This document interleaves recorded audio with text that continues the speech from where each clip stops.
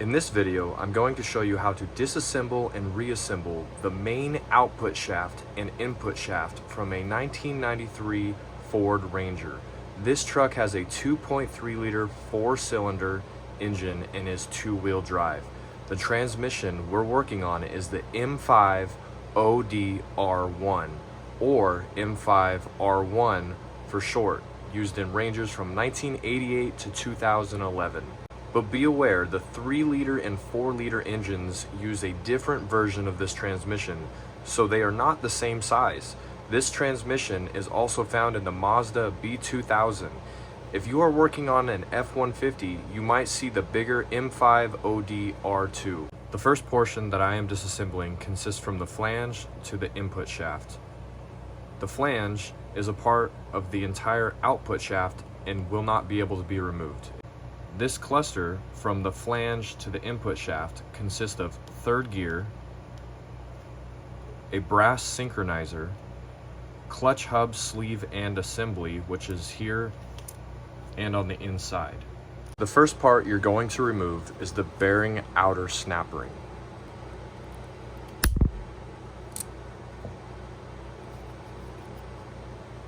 The next thing you are going to take out is the third and fourth synchronizer spacer. It is a washer with one flat side. After that, the fourth and third gear clutch hub sleeve assembly should be able to slide right out.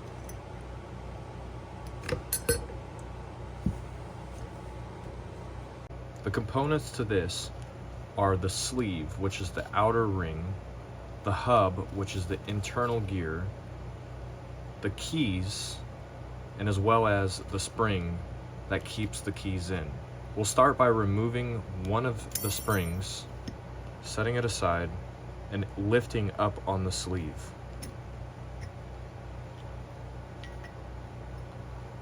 Inside we have 3 keys. Now comes a brass synchronizer,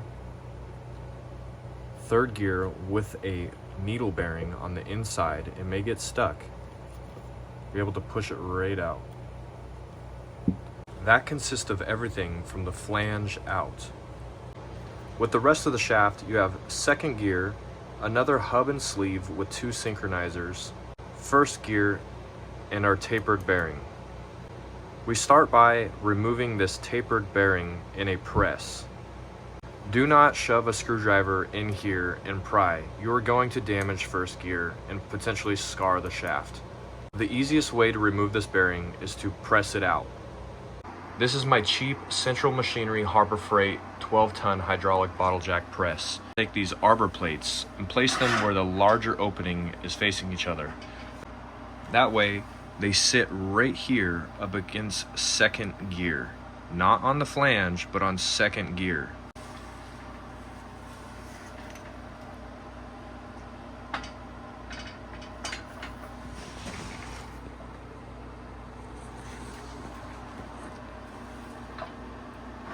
Use one hand to grab the shaft and the other hand to operate the bottle jack.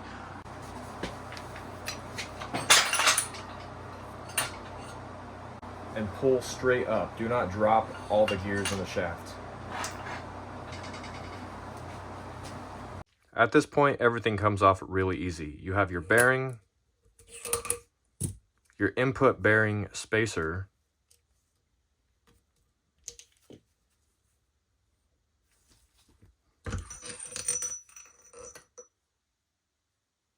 first gear, and as well as a speed bearing that's inside of here,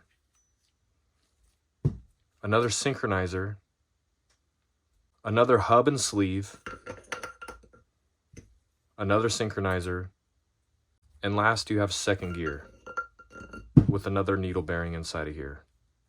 Now that we have all of our parts and main output shaft thoroughly cleaned and dried with an air compressor free of any oils, we are ready to reassemble it. And for reassembly, I highly recommend this Lube Assemblee goo. It's a firm tack grease that will disintegrate once the automatic transmission fluid goes through the system. Take the assembly goo and grease up this race right here on the shaft, and as well as the first and second speed gear bearing. Rub it between your fingers and lightly coat the entire bearing. Slide it over the shaft all the way down and rotate it and let some of that grease get into all the needles. Next, we have second gear, and you're going to want this tapered portion here, this direction of the shaft. Take the shaft, carefully slide over second gear, over that needle bearing, gently massage it in, and it's seated. Now you take your synchronizer, your brass ring right here. You're going to want the flange out this way in this orientation. So we'll go ahead and slip that over and down. When assembling this, make sure you use your assembly goo. You're going to want to grease up this portion here and on the inside of this synchronizer to where the friction happens, because this will rotate. It may be sticky because of the assembly goo. That is what you want. You do not need to coat the splines. If you get some on there, it's okay, but it is not necessary.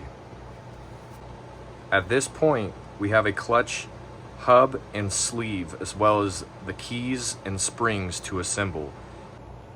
This is the clutch hub. It is non-directional for the second and first gear clutch hub. You can have it facing this way or this way on the shaft. It does not matter. This is your clutch hub sleeve. This is directional. You're going to need this tapered section towards first gear. You can also identify it by this indentation here, which shows the direction. Again, you're going to want it facing this way with the shaft, just like this. The first thing that I do is identify these three indentations. There's one there, a pair there, and a pair there. They're a third of every portion of the sleeve. Once I have that down in these three portions in the middle, I'm going to take the hub. And again, this is non-directional. For this hub, it does not matter which way it faces. So I'm going to choose this side. I'm going to find this opening gap here, and I'm going to place it right in line with that indentation. And it should just drop in just like that. Once we are certain that we are lined up in all three areas, take a key and put the teeth in towards the center, as well as the other two. There is a hole for the spring on each side of the hub. There's one on that side, as well as there's one on this side right here. Place that spring in there, push up on the key to make sure the spring sits underneath the tooth. You're going to take it and spiral it down to the next one, make sure that one's under there, and the last one you could just let the spring go. And then you're going to take the spring and bend it around that key and push down. Now that we have the hub halfway assembled, you're going to want to take and grab and slide your fingers underneath. Careful for everything not to drop through. Flip it over, place it back down, and repeat on the second side. Make sure that that covers all three keys. Got the first one, it's underneath it. The second one, let go for the third. Take your tool, put your thumb here, and slide it over, and you're in. Now you have a complete hub sleeve assembly. You're going to want to coat all of the interior teeth, as well as the keys. The spring does not need to be coated. You're going to want to coat the outside of the sleeve. We have this complete hub assembly with our identification indentation here, and it's going to face this direction on the shaft. Go ahead and slide that over. Careful not to dislodge all the keys in the hub because they will pop out and you'll have to repeat the process. I'm gonna push on the inner hub. Make sure everything's locked in and it just drops.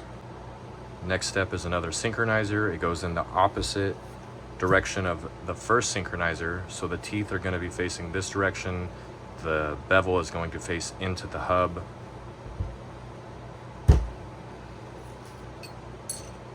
Just a little bit on your fingers and rub it on the inner hub.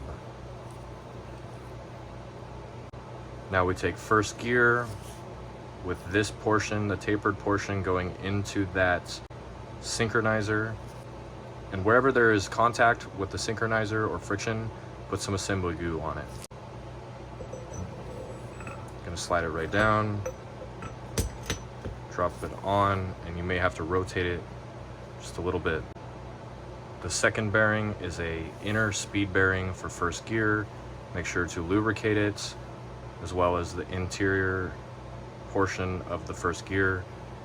These are non-directional, you can put it this way or this way. For that same bearing, we have the input bearing spacer or the race. Lubricate both sides of it. Slide it down. Spin it just a little bit till it drops. Last, we have our tapered bearing, and with the kit I ordered, it came with 2 different bearings, and that actually confused me. But after a while I figured it out. So if you do end up getting this kit, I do want to say that this bearing has a beveled inside race. The other one is square, and this tapered one goes on the output shaft, this direction. Slide that over after, of course, putting your assembly glue on it. When pressing it on, you want to only push on this inside race here. Do not press on the cage, you will damage the bearing. A simple trick that I have for this is to take the old bearing and cut the cage off. And this acts as the most perfect tool to press on that bearing because it only touches that inner race right there. As an example, and then it is perfectly in contact with where it needs to be and nowhere where it doesn't, which is that outside cage. With the press set up, you're going to want to push on this flange, not this gear. I have one of my arbor plates set up with this smaller cutout facing inwards. I'm going to place the shaft with that flange sitting on that plate right there, just for temporary. It should just stay by itself. Unless you just have pipe laying around, you're probably gonna have to go to the store. I got it in a 2-foot length. Luckily it was a scrap piece, and then I cut it down to what I needed to be able to fit in there on my press. I want to make sure that all these are seated properly before you press this bearing on. One way to check is to do this up on the bench so you know which way is seated. You're gonna want to be able to take this sleeve and slide down. It should click, and don't worry, when you're pressing down and it's on that flange, these will not pop out. Next, if you push down and keep tension on this first gear, you can slide that sleeve back up and then into the first gear while keeping tension, of course. And then the keys will not pop out. But if you don't have this pressed down with tension, those keys will fling out and you'll be absolutely pissed and have to restart all over again assembling this. But because we are aligned, I'm not gonna have to reassemble it, so I'm gonna slide this sleeve back down into the neutral position. I have it centered as best as I can, and I'm going to begin to press up against the pipe down to my old race into the bearing. Don't overpress it, don't kill it.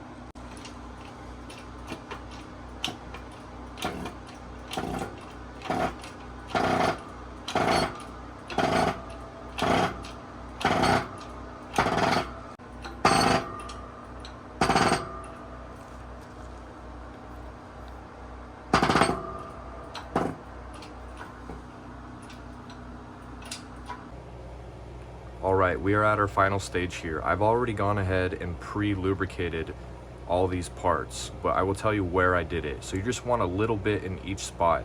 For this needle bearing, you want to rub your fingers through it all the way around, and as well as put on the race. This is our first part that goes on. Next we have our third gear. You're going to want to lubricate on the interior of here, on this portion where it rubs against the flange, around this bevel or taper where the synchronizer hits and has friction. We'll go ahead and put that on there. We have our synchronizer. You're going to want to lubricate in here. It's a little bit difficult with these ridges, just like that.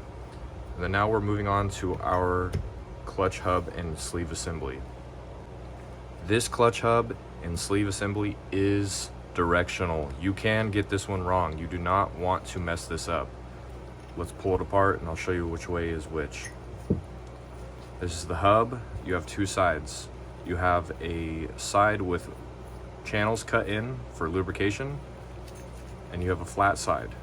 This flat side is going to go to fourth gear. This side with the channels cut in is going to go into the third gear. Okay, now we have our sleeve. The sleeve is also directional. You'll notice there is no indentation for direction. The way to determine direction is by this chamfer right here. This goes to fourth gear to the left, and the hub goes inside of it, just like this. You'll have the channels cut here, they'll slide in there. And so what I'm looking for before I slide it in is I'm not looking for this cutout with no teeth. I'm looking for the cutout right here. I want that middle cutout to be on one of these channels. Just be able to slide it in.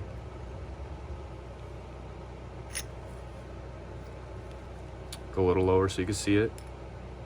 There's those three cutouts. Here's the channel. I want that one right in the middle of this, just like that. And you have your cutouts here, your flange here.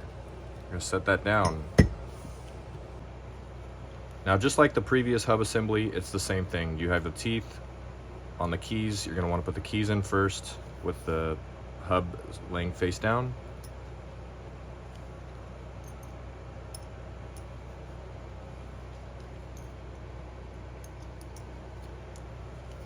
Get your spring, find the angle, slide it right there in the hole. Lift up on the keys. Now the second, right here. You could let go for the third. Take your tool, put your finger and push it down, and then pop it in. Make sure you're getting underneath all three of those keys. Careful to flip it over. Same thing on the other side. You're gonna rotate it to find that hole. It's right there. I'm gonna put the spring in there to cover all three keys. Do not mix this up, because what could happen is you could forget and put the spring in backwards, which is like this, and now you're not covering that key. So we're gonna take it, flip it, put the first one in there, make sure it's underneath the key. The second one, you could drop it. The third slips right under there. And you're done. Now you have a complete hub assembly. Before assembling, remember to lubricate inside of here with all the keys, and then as well as the outside of the sleeve. With this orientation, this direction towards third gear. It's not timed with the spline here, so you can have it any position as long as it slides over, being careful not to have all the keys get sprung out again.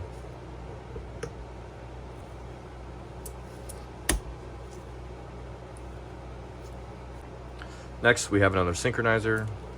Should be able to rotate it until it sits inside of there.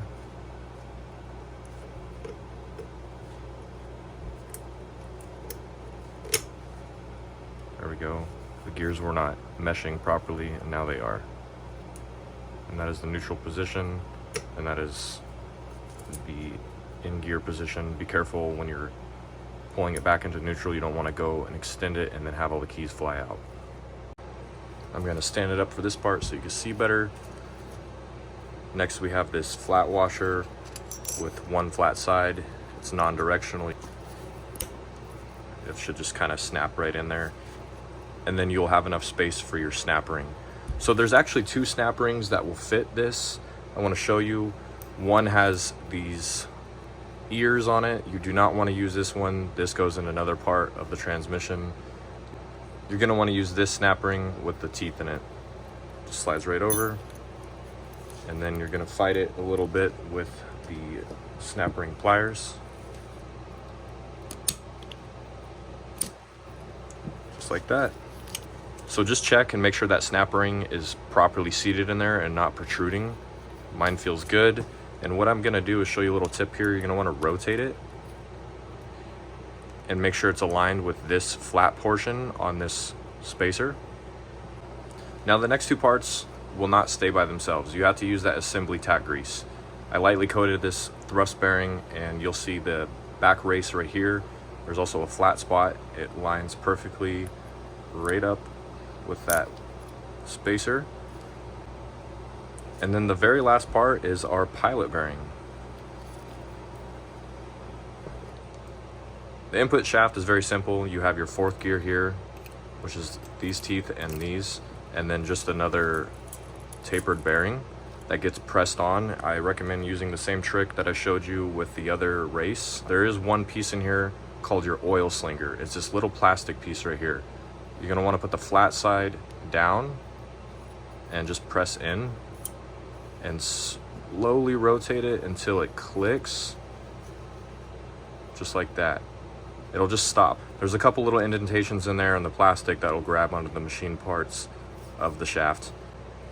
When you're assembling it, this portion will go into the case first, and you're gonna have to be careful with this pilot bearing as well as this flat thrust washer, and then this will go in second, and it'll come at an angle and it will just slide right in and lock in, and then you're set. If you guys actually found this video useful, please comment and let me know. I spent a lot of time putting it together for you. I just hope that someone out there can actually utilize this and efficiently put their transmission together, because all the videos I've seen were just scattered and they didn't explain each step by step. I'm not actually done with these videos. This is probably going to be a 3-part series where I'm going to show you how to assemble all of this and put it back into the case. But again, please comment and let me know if it was useful. I'm glad that I could help somebody. And let's be honest, I know that everybody watching these videos are probably degenerates, but hey, so am I. So enjoy your Ford fucking Ranger and have a blast.